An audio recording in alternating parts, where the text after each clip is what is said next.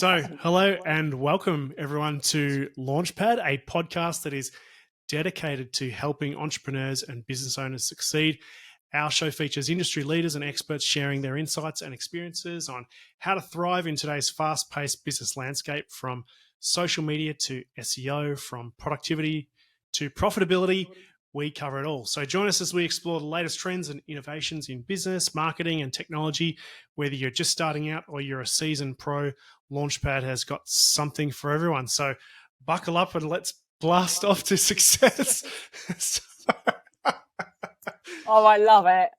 I love it. That is an awesome intro. How good is that? So obviously, I'm joined by our special guest, Tina, who's going to basically be on the show every week, presuming that she's available. Tina is the founder of Puzzle Media, which is a marketing agency also located on the Gold Coast. And Tina and I are doing a fair bit of, an increasing level of work together. But most importantly, I just personally get along with Tina really well, and we have very similar values, and good sort of just chemistry as well. So I'm very excited to do this with you, Tina. So thank you very much for being on the show. Thank you very much for inviting me. It's nice to meet another agency owner who is all for collaboration, because that is what it's all about. Absolutely. So we're going to talk about Chat GPT today. And I thought, what better way than to have AI write the introduction that I just read out to the show. Brilliant. I did wonder whether you'd done that when you said, it's going to be a nice intro. There's no way I'm that creative. Not at all. I mean, I was impressed if it wasn't you, if it wasn't Chat GPT. So, I actually didn't use Chat GPT. I used Jasper to write it. And we're going to talk about that in a second, because there's been some interesting developments there. For anybody that has been living under a rock, Chat GPT, and I forget what GPT stands for. It's generative something or other. But anyway, technology? Chat GPT. Predictive? Is it predictive? I think it might be. Generative pre-trained transformer. There you go. Oh, that's kind of boring. If you're not aware, ChatGPT is just everywhere at the moment. It's essentially a tool that can generate outputs based on all sorts of inputs that you give it. So you can ask it to write. Well, in this instance, I asked it to write the introduction to a podcast.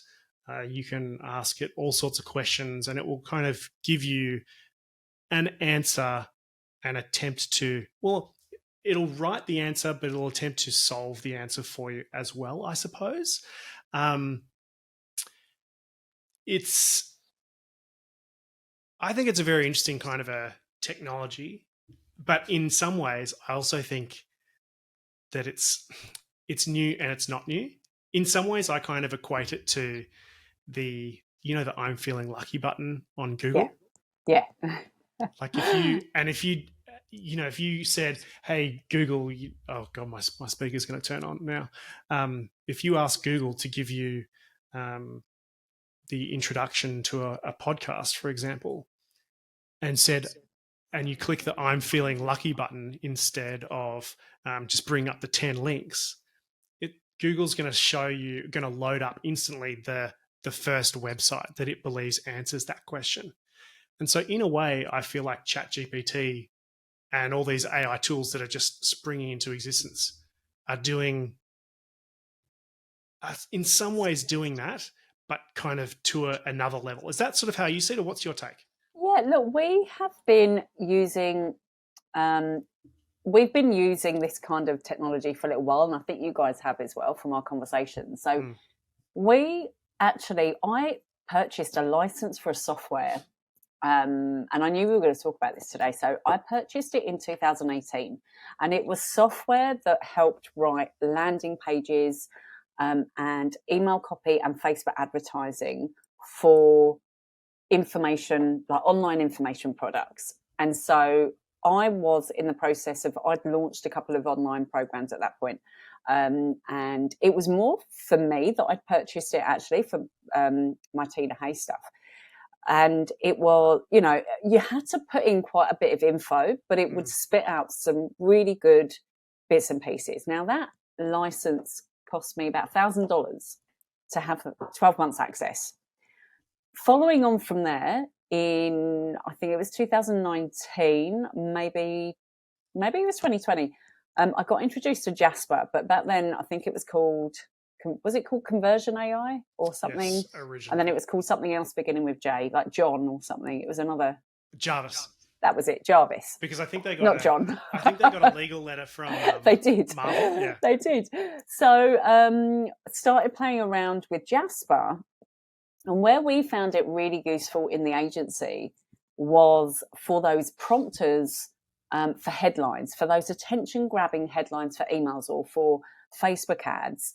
It was really good. And then it's just progressed since then. So we've been using Jasper quite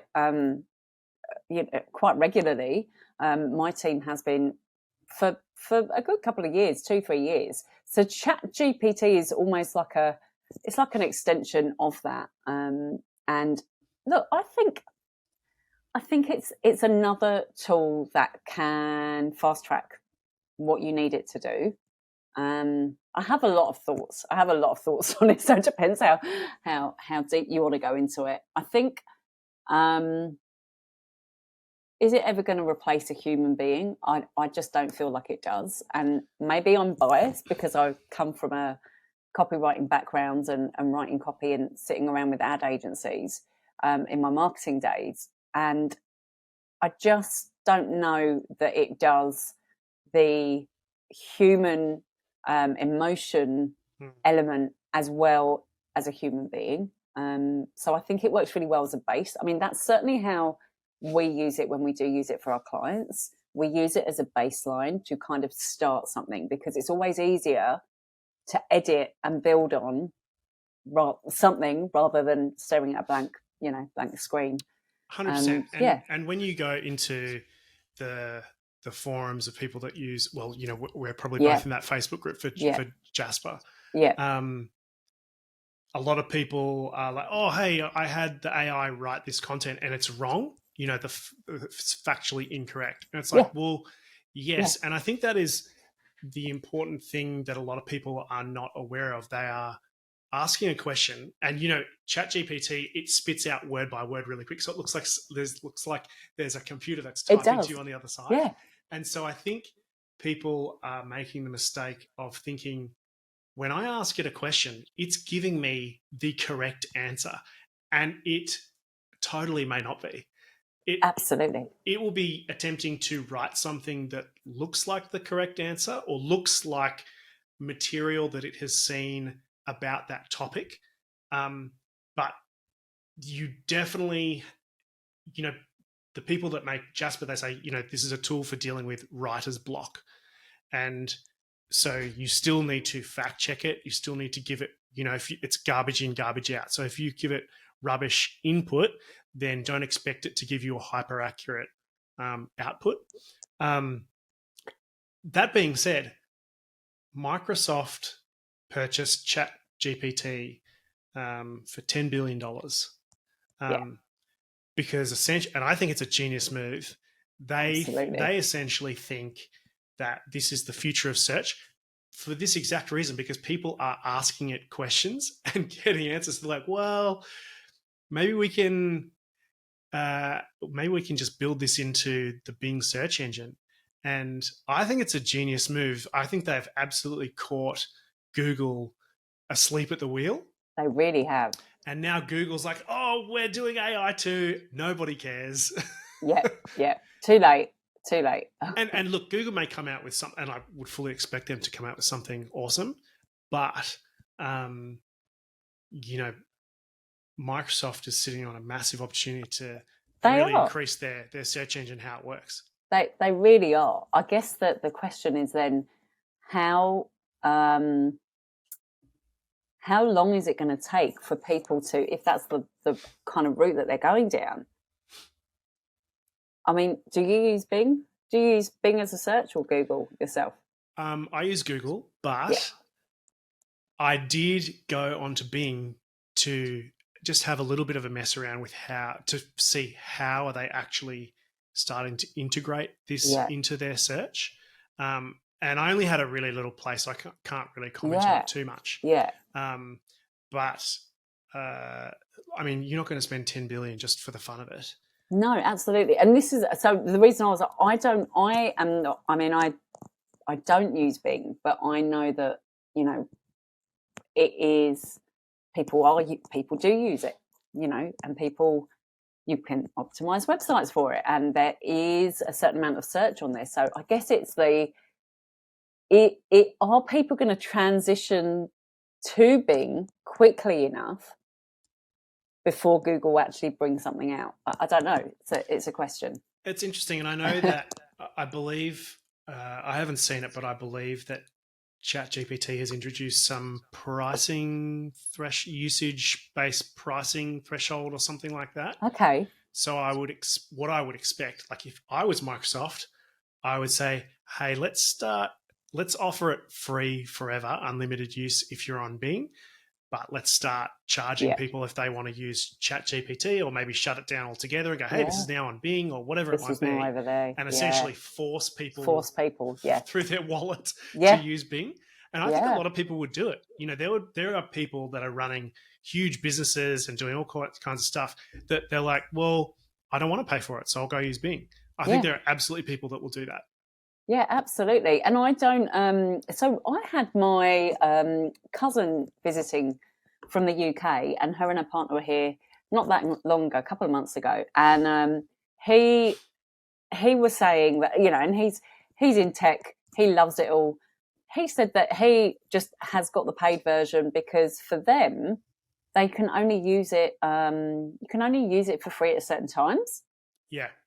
So, and I haven't seen that happen here. So I don't know if that's because it got rolled out. Like that there's fewer of us, and obviously, you know, they're in the UK where there's 60 million people. But yeah, and he said, I'm happy to pay whatever it is that he's paying. And he said, I use that. I go to that now. He said, I go to my Chat GPT app rather than Google. Like that is what I'm doing now because I'm paying for it and I'm using it. And so he's using it for, you know, and that's just one example of, I guess, someone who is and what do they call them? An early adopter, 100% of Chat GPT. I feel like I've been using Chat GPT, but was not one of the first, if you like. Yeah. It's and I also want to try and keep this relatable to the audience of this show. Yeah. Small to medium businesses typically. Yes. I was thinking, I'm going to really stay up to date with, you know, all the AI tools that are coming out because Chat GPT is just one, and that lasted about 3 days. Yep. And it's like it's insane. Every day there's like roundups of here's 30 more tools that are using AI, and it's funny. You know when the iMac came out? Yeah. And then everything for the next like 20 years was the I this. Everyone was putting I on the start of the thing. Yeah. Everyone's doing that with their apps now.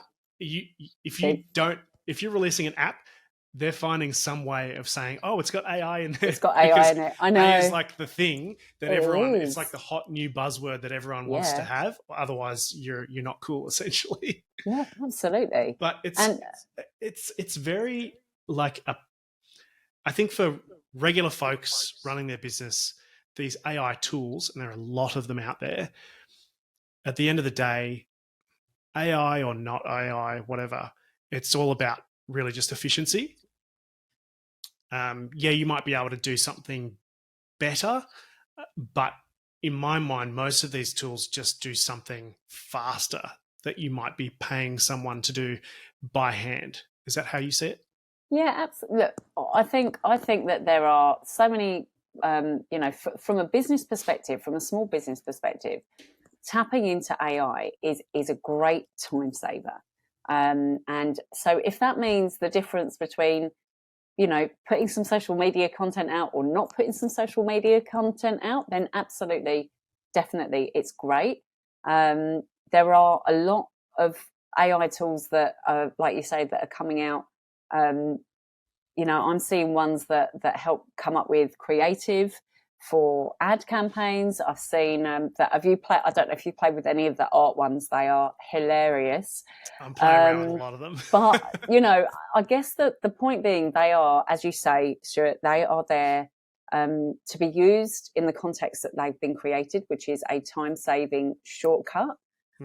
Where I think some small businesses will need to be careful is anyone that is doing anything where they're governed by some kind of where they have a governing body. So I'm thinking people in the finance, insurance, those professional services, legal, just being careful of what is being put out there if they're using those shortcuts, because as you say, it isn't 100% accurate. In fact, when I logged into Chat GPT yesterday to do something, there is now a couple of things that you have to click through, and one of them is, please note this is new and not all information is accurate. Now, that may have been there before, but I definitely noticed it yesterday because I knew we were doing this today as well. I imagine that some people would be asking like medical questions and legal. And this there is were articles about people using it. Oh, we're going to use it and fire our lawyer or use it as our in-house lawyer. Yeah. I actually saw a comment in a group over the weekend, and a lady was saying, this client was a business group. This lady hasn't paid me. What do I do? And someone said, go into Chat GPT and write. I went into Chat GPT and I wrote this letter, and I sent this letter representing. How did she word it? I've sought legal advice. So the letter was not coming. I mean, the people are doing all sorts out there. She bluffed them, basically. She bluffed them and they paid her, right? She didn't say it had been written by a lawyer, so she's not, she's not ripping off other people's letterhead or anything like that. But for things like that, absolutely, it's great. But I think, certain industries need to be careful how they use it, and, to make sure they're not putting content out there that's inaccurate and that's going to be that's going to harm their brand or their business. So IBM has come out and said that they are, have you seen this? They are no longer, they've stopped their recruiting plans and they're going to replace 7,800 jobs with AI. No, I have not seen that. So, and some of the most interesting jobs, some of the most interesting articles I think at the moment are the sort of countdown of the jobs that AI is most likely to replace. Yeah. It's quite interesting. And, wow, that's nuts. Yeah. And you and I are just in the marketing space, and I'm seeing like hundreds of tools explode overnight. Mm-hmm. And that's just our little corner of the our universe. Little world, finance and service and medical and all this stuff. So it's going to be, everyone's like, oh, is AI going to replace us? Well, for some people it is, I think. Like it's going to replace some people's jobs right now, and it's already happening. And as it gets better, it will just kind of eat into more people's jobs, basically. Because, and you sort of think, some people might say, well, business owners shouldn't be doing that. They should be supporting the economy and all that sort of stuff. Well, that's fine, except that if your competition down the road or in another country or whatever is fully leveraging AI and they're able to produce some kind of an outcome for 50 times cheaper than you because they're not paying for that, all those bodies, well, you can be ethical and want to support the local population all you want, but your business will collapse because no one will be spending money with you just purely because of the price you won't be able to beat. Absolutely. So then it comes down to looking at your business. And if you're in a business that, and we are in a business where, a lot of things are being replaced. So it's, our digital agency is going to look the same way that they do now than they do in 5 years' time. I don't think they will. I think it will be very different, to be honest, which is why it's a good idea to look at your business model, whether you're an agency or you're not an agency, and look at where else are you producing income, and what else can you do. So what is the human element of your business that you cannot take away? And I know for us at Puzzle Media, for you guys at Launch Experts, it is that sitting down with a client and having a conversation about what they think they need versus what they need, what they do actually need to get them the results that they actually want. Now, if they go into AI and say, right, well, I think I need SEO, and they're going to go ahead with an SEO campaign, but they are a finance broker or a mortgage broker, and they don't understand that they're going to be competing with every other, mortgage broker and big bank and all the rest of it, they're going to waste a lot of time and energy and effort going down a route that is not necessarily the best option. So it's, and that's just one example, I guess, for us that, I've obviously been thinking about. And how else can you, I guess, package up what you do as a business to still leverage AI, but not, not at the detriment of your business and your team? Yeah, 100%. Outside of, are any of your clients using AI in their own businesses? And if so, in what way? Oh, it's a really interesting question. I wish I had preempted this one. Let me have a think. I'm trying to think. If it's awkward, I can just look. No one there isn't anyone that is using it in a way that. But like you say, everyone's putting AI on the end of things, and you say that it is AI. So are they using different systems? I know that we have worked with brokers in the past that have easier ways of collecting information, and they're using software to do that. So, I mean, there's nothing that is springing to mind, to be honest with you. Yeah, have you guys? So none of our clients have talked to us about AI. A couple of people have asked questions about Chat GPT, but I don't think. Yeah. I think for most people that have, just running their business day to day, the reality of AI and what it can do hasn't really hit most people yet. And, like a plumber who's like fixing busted toilets and drains and stuff like that, they probably don't care about AI because they've still got to go. AI is not going to fix the toilet for them, Well, interesting that you say that. Oh. Because there is, and I want to share the right information. I'm not entirely sure how this works, but apparently there is a piece of machinery where, say, if you're a plumber, now it hasn't launched yet in Australia. You go out and you say, I need to, I don't know, change a tap, right? You have an app. You take a picture of the app of the tap that you want to change, like the fitting and all the rest of it. In the back of your truck is like a 3D printing thing. It gives you what you need. So there's things like that are being played with. I only know that because of my husband's business and what he's into. But I do wonder how will it change? How will it change for the trades? I wonder.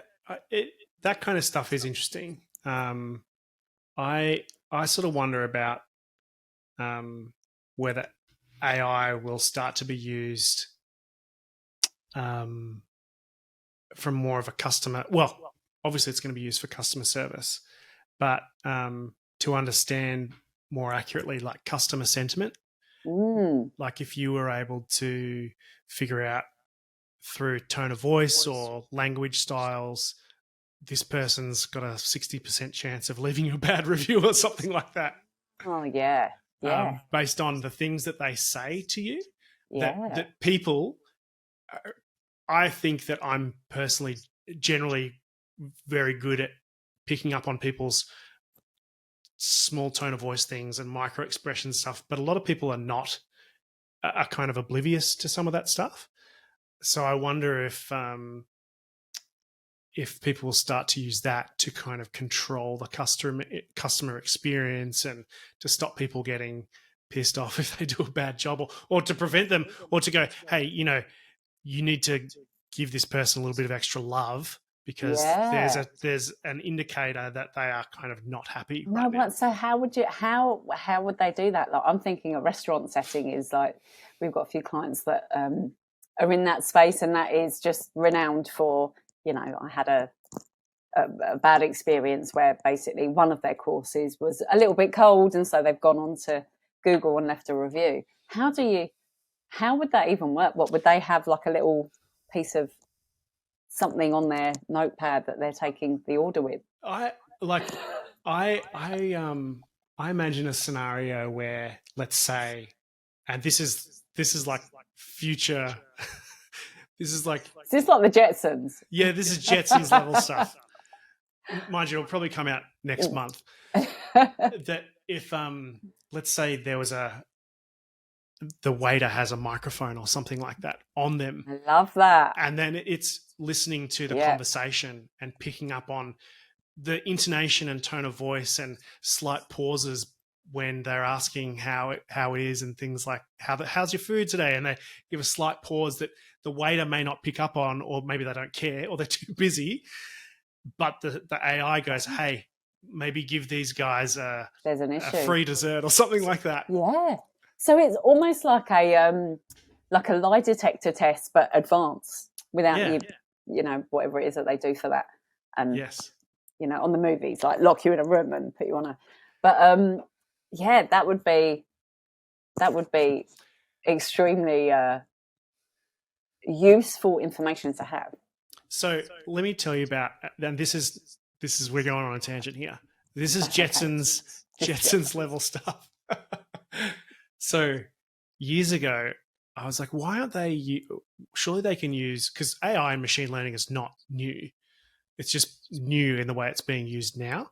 But I thought, why can't you use AI in gambling, like horse races and dog races? And I believe, and I don't gamble at all, but I believe I've seen ads for one of the gambling apps, and I think they call it like a punter's toolbox. And I believe from what they've said, I assume that they're using some kind of AI to kind of give suggestions on what they think might be a likely outcome.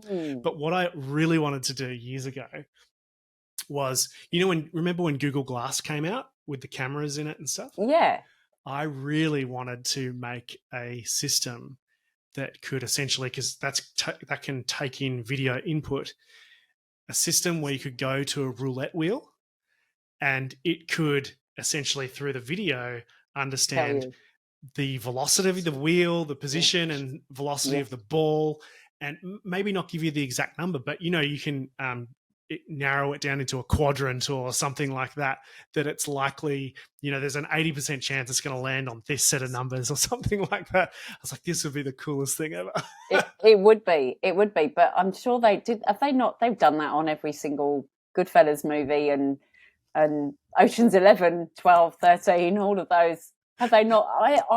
It would be like, if we can predict so much, why can't we predict that? But the whole point being that if we were able to predict it, then the casinos don't make the money and the gambling houses don't make the money and they don't get to pay all those nice big fat taxes. That's a whole other conversation. And they'll probably come in, when I roll in with my glasses with a cameraman. Yeah, they might think something's a bit sus. I reckon they would probably beat the living daylights out of me before I got to use it. There you go. Mind you, one in the medical space, I saw an article quite a while ago that I think they were using it to detect certain types of cancers, and they found that it was more accurate than humans. Yeah, wow. At detecting it. Yeah. So we've got a client that has a skin cancer clinic, and they're waiting for this piece of machinery to come from the US that actually does that. So it's a huge piece of machinery, thousands and thousands of dollars worth. But yes, that ultimately goes in and can tell you, like the same as a human being checking. And that's pretty exciting. Obviously, and it comes with a higher price price point for them to be able to maintain that. But they still, it's not like you or I are going to go out and buy that machine and go and, use that to check once every 12 months. You're still going to have to go to a clinic. And then it's if they predict it, then what? You still need a human to be able to facilitate whatever treatment is needed. It's who knows? Like, we don't know. At the end of the day, we don't know where it's all going to go. But I find it quite interesting. Where I find it a little bit scary is how AI gets into the wrong hands and what happens there. Or not the wrong hands, like people that are using it that don't have good intentions, basically. 100%. But the reality is it's going to happen. Yes. So, and I think that's, I forget who it was. I saw an article where, was it Bezos or one of those super rich dudes? There were some calls for sort of a halt to AI development. I think so that they could kind of come up with some kind of laws or regulatory restrictions. And you know what? If we stop, all we're doing is giving a time advantage to the bad guys. Yeah. So come up with your restrictions, whatever, but do it fast and do it in parallel to what we're doing right now. Absolutely. I actually, talking about AI, I went onto a website, start of the week. I got the usual Facebook ad that popped up. Fine. Saw a display ad that popped up on something else. Fine. I then got an email from the company. That was interesting. I have not seen that happen before. Wait, say that one more time. What was the sequence? So the sequence was I saw a Facebook ad. So I clicked on a website, not through a Facebook ad. I actually did a Google search, went onto the website, went onto Facebook, was scrolling, saw an ad come up, was on I think I was on a news site of some kind. Another ad, like a banner ad came up for them. So they're retargeting me. That's great. I then got an email in my inbox, which I was a bit kind of like, I've never dealt with this company, it's totally new. And it's quite a large company for software. I won't say who it is. You've never submitted your details to them before? Never, ever, ever. They do not know. I nearly sent it to you, actually, to say, have you seen, how do you do this? The only way that I'm familiar with that can do something like that is, well, you have to have the email address for a start, obviously. Yeah. But unless they had a partnership with somebody else that provides them with the email that can then connect it with your session. Yeah, possibly. I mean, I was logged in under my, Puzzle Media email address, which is linked through, we run it through Gmail. So I was logged in. Then is that how they? Well, no, I was as in I'm logged into Google when I've done the search. Oh. But I haven't put my email in anywhere. Anyway, I just thought, yet again, it's just another.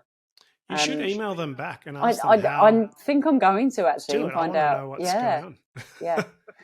There's this video that I saw about how China's using AI in the classroom. Have you seen it? No. They have these. I wonder if I can. I don't know what I've been doing with all my time, to be honest. All these articles. This is what I do before I go to sleep at night. Let's see if I can. There's me watching recipes on Instagram. I'm going to see if I can share my screen here. Hold on 1 second. Okay. Hopefully if nothing catches on fire, it'll be good.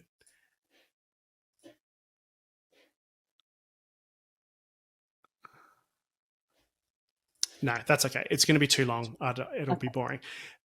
Look, essentially what is happening is there's this sort of short video that I saw where they're looking at classrooms in China with these little kids, and they're all wearing these like little electronic sort of headbands that are reading their brainwaves, and they're using it to figure out, are the kids engaged? Are they concentrating? They also simultaneously had cameras on them to see how frequently are they yawning or checking their phone or, staring off out the window or something like that.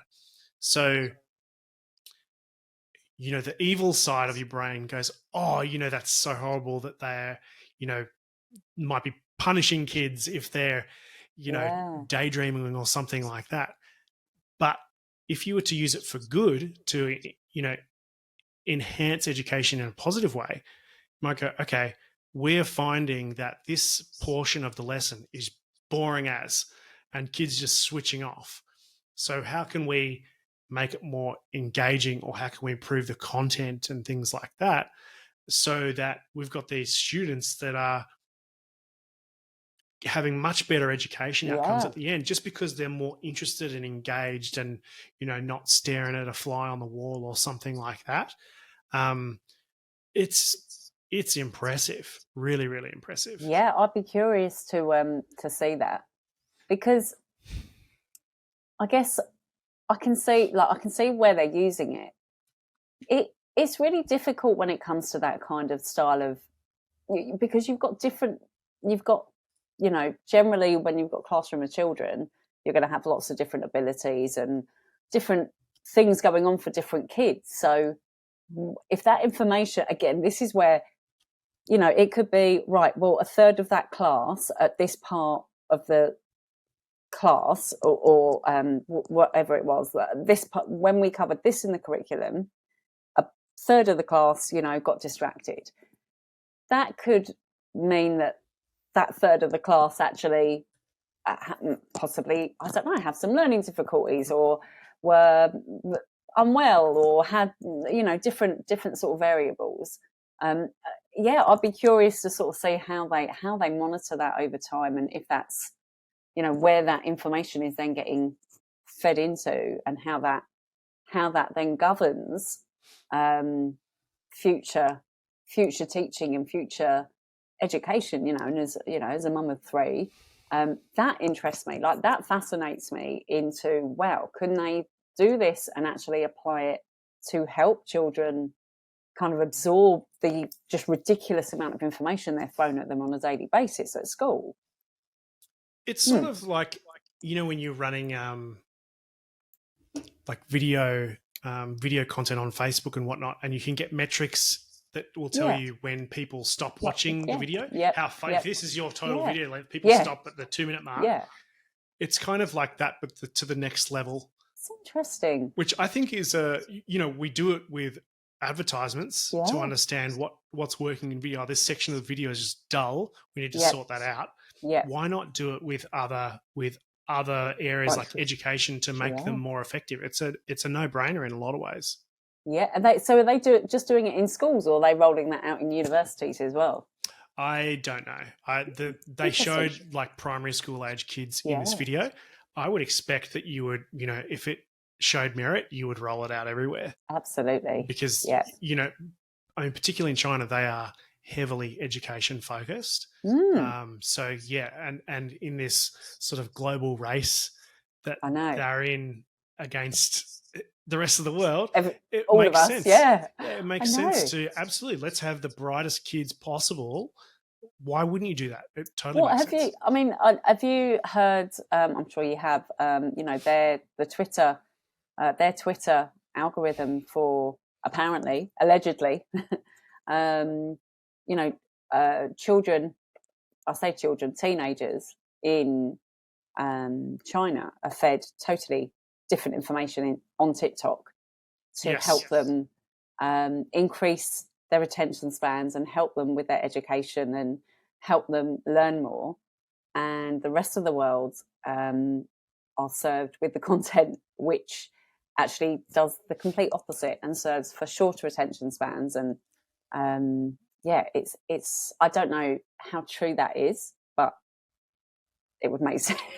I heard it on the internet, so it must be true. It must be. Chat GPT told me. Yeah. I actually saw read an article yesterday about that as well, that described it as as a video that described what you're explaining there as a new type of weapon, a generational weapon that is It really designed is. to defeat a generation of people, not by inflicting pain but by inflicting pleasure, and essentially neutralizing people's brains, It's which so scary. I think is, I mean, we all, if you've, what's that documentary about the dopamine and how Facebook, utilized the Oh, likes and everything.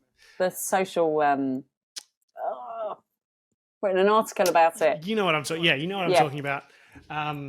But yeah, it totally makes sense that you could kind of weaponize that and use it for evil, basically. And again, it goes back to the, AI is incredible and exciting, and also a little bit scary, depending on who is using it and what they're using it for, and what's it for. So let's bring it back to, because we're at almost 42 minutes. I can't believe that. That's gone so quick. So coming back, if you're running a small, medium business or even a large business, there's no real limit to this. These tools are, previously would have been only for the big boys to play with, but a lot of these are accessible to businesses of all sizes because they're so cheap. For people that are wanting to go, okay, how can I leverage AI to create efficiency, because efficiency means more profit at the end of the day? What do you think the best way to kind of approach that thought process is? Yeah, I think really tapping into the email, some email, a decent email, a CRM, sorry, and making sure that you are keeping in touch with your clients and customers as regularly as you can. One of the issues, like we're huge fans of it at Puzzle. I know you guys are at Launch Experts as well. You invest in marketing and advertising to acquire new clients and customers, and yet everyone just wants new clients and customers. And there's, for some of us that have been in business, like I've been in business 13 years, we've got people that we worked with 13 years ago who are involved in several different other businesses, and some of them we still, work with, and some of them we don't. So just keeping in regular contact with your customers and clients. And when we speak to clients about doing, taking on their email marketing, a big barrier is, I don't know what to talk about. We haven't got enough information to put out there. We haven't got enough of the value add, and we don't just want to sell all the time. And we would feel like we're just selling.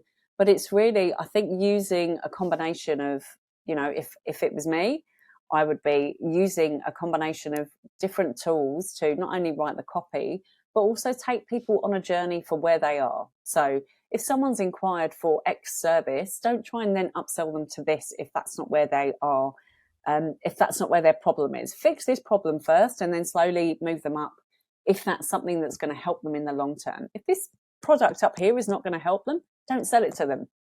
Just keep them retained on this one here. And then I realise we're doing a podcast and I'm using my hand gestures, and that's not going to work, is it, Stuart?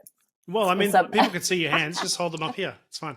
But I think really taking people on really refining that customer journey and building a community with your customers. I think small businesses really miss out on this. The amount of small businesses that I do, I utilise their services, I buy products, and I never hear from them again is, it's quite sad. It's quite sad. So I would be using it for that, and obviously just pumping out some decent, high quality content on over on social media, on LinkedIn, Facebook, on Instagram. Yeah, 100% agree. And I think I'm trying to not focus entirely on AI for marketing because that's the space that we play in. I think at a higher sort of a macro level, I think what people need to try and do if they're thinking, okay, I've got this business, whether you're a plumber or, you service photocopiers or whatever it is, what are the areas of your business that are time consuming, repeatable, And sometimes they can be created, like, we're talking about the text and image generation tools a lot. There's a creative element to that where it can help you get through sort of writer's block or come up with ideas that you might not have thought of. But there will be other tools out there that also, like we said, will help with customer service. Okay, maybe I don't need 15 people in a customer service outfit to deal with that stuff. Maybe some of that can be automated. Particularly if stuff is repetitive, but it's just some poor person that has to do the same thing over and over again. A computer, an automation, well, to be honest, a dumb automation can probably handle that. But if it's something more complex that requires a little bit of additional creative thought, then AI may be well suited to that.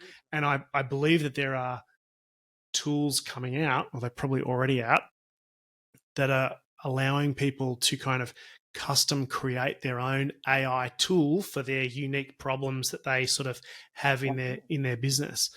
So that'll be something interesting. But certainly if you've got a repeatable problem that's just more or less the same every time, there's an opportunity to automate and hand that off to a computer system that can do it essentially for free or at very, very low cost compared to a living, breathing person.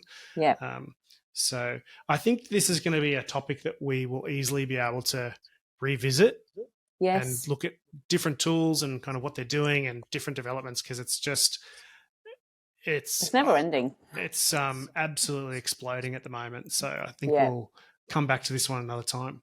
Yeah, no problem. Now, staying true to the topic, as we were talking, I had Jasper write the outro to the episode. I love it. So I'm just going to read that, and we'll see how it goes. So I asked it to write a funny outro to a podcast called Launchpad, and this is what it said. That's all we have time for today on Launchpad. We hope our quirky take on business, marketing, and technology left you feeling ready to conquer the world and maybe even made you laugh along the way. Remember to subscribe to our podcast on your preferred platform and leave a rating or a review if you enjoyed today's episode.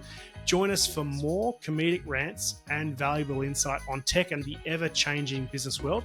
And who knows, maybe our antics made you forget your daily commute or lunch hour. And until next time, keep spamming the refresh button on our new episodes, and we will see you next time on Launchpad. I love it. Not too bad, is it?